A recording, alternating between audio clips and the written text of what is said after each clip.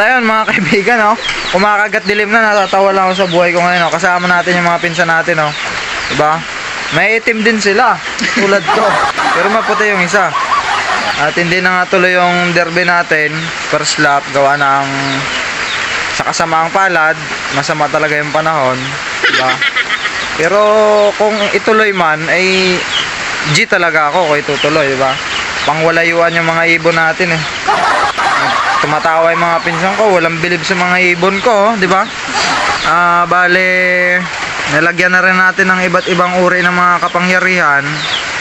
Sayang lang yung gamot kasi nga may bagyo, signal number 1 na yung lugar namin, Mindoro. Tapos ang malupit pa nito mga kaibigan, nakapangutang na rin tayo ng pera para sa pang-entry. Bale, ibabalik na lang din ulit natin yung inutang natin. Sagad-sagad sana yun, eh. Kaso pag binalik natin yung tapos biglaan na magkaroon ulit ng race, ang mangyayari nun, maghanap ulit tayo ng bagong utangan.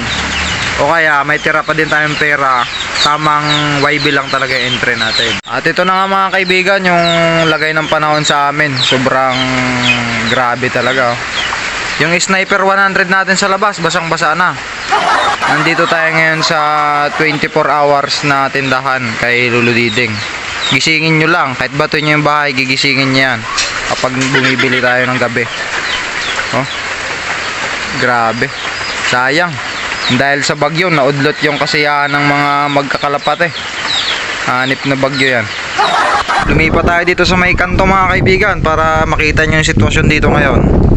Alam ko wala naman kayong pakialam sa sitwasyon ng ano namin, ng lugar namin. Eh gusto ko lang ipakita, di ba? Ayan, oh. Grabe. Ano pa lang ito? Alas 6 ng hapon. Kung tutusin, hindi pa masyadong lubog ang araw, pero napakapangit na ng panahon. Kahit ultimong mga palaka mga kaibigan, wala kang makita, eh, oh. Nilalamig sila, di ba? Wala mga hayop. Kawawa yung tubigan, oh. Pero wala pa naman yatang sabog, wala pa nga. Grabe. Ang problema nito, pumunta ako dito sa kanto, hindi ko alam kung paano ako makakauwi kasi malakas ang ulan. Giniginaw na tayo. Sarap matulog. Naudlot ang kaligayahan ng mga pansir. Sayang talaga, first lap na. Kaya mga kaibigan, nakauwi na tayo. Grabe, basang-basa tayo.